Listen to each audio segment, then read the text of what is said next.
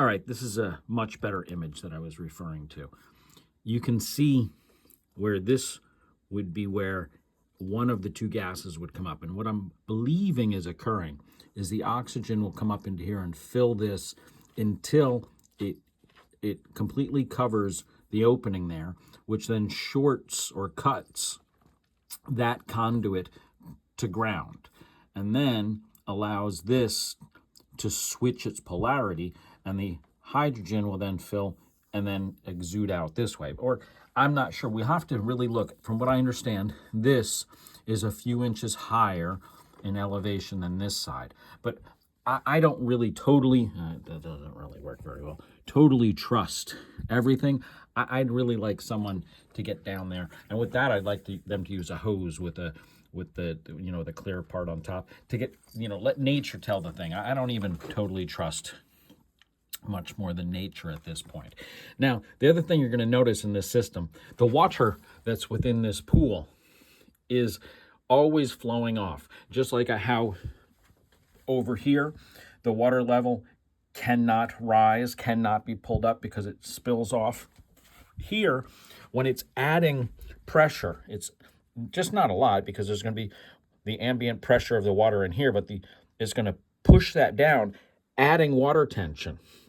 But it can't really raise the water level because it spills off. So we're playing with nature here, and in here, when you look at it, the whole area in there, just look at it. It was designed to capture the condensation, pool it, and have the heavy water, I'm suggesting, come down into the system and then be pooled in here and milked out. So, and it's actually the heavy water that they're breaking. So I think the gas in here is less hydrogen and more deuterium. But again, this is me in speculation. I think this thing is way bigger. I started with this structure.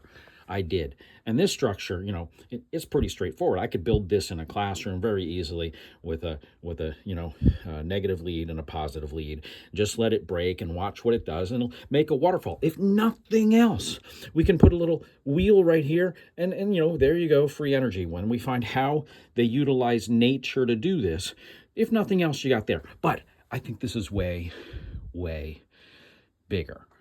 And when we get into it, this is the true ground. This is the only way, even to this day, that it goes down to the water table. This is the true ground. All these are fake grounds, like how in the U.S. we have that third, our neutral is a system neutral, not a real ground. But anyway, that's about all I have to say. There's a lot to this, much, much, much more. It's all pretty straightforward if you follow the system.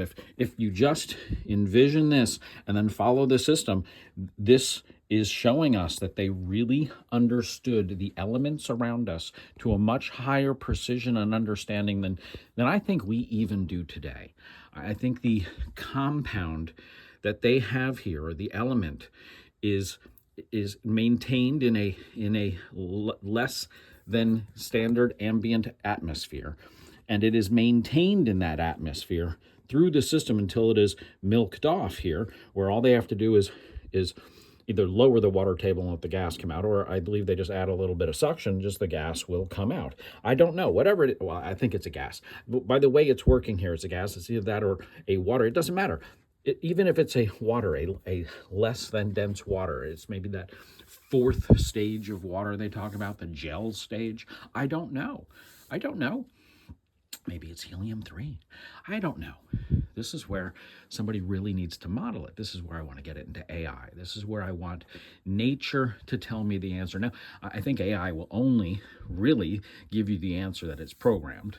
Like, it's not going to tell us learn technology, low energy nuclear reaction, and the cold fusion. It'll say, oh, nope, not possible, because that's what it's taught. It's taught not possible, but nature tells us otherwise. Even if you look at those experiments, they yielded results. There were things. And if you are able to get, as I like to always say, that the periodic table, this is what we learn when we learn our periodic table. But the periodic table is really, really much more than that. I like the periodic table. Dang it, I should have had that ready to go too. The one that looks like a cornucopia with an exclamation point on its sides drawn out. You know what I mean? There's so much more to what we can get. And on those elements, even on these elements, now it doesn't even show it. Even the, I can pause this.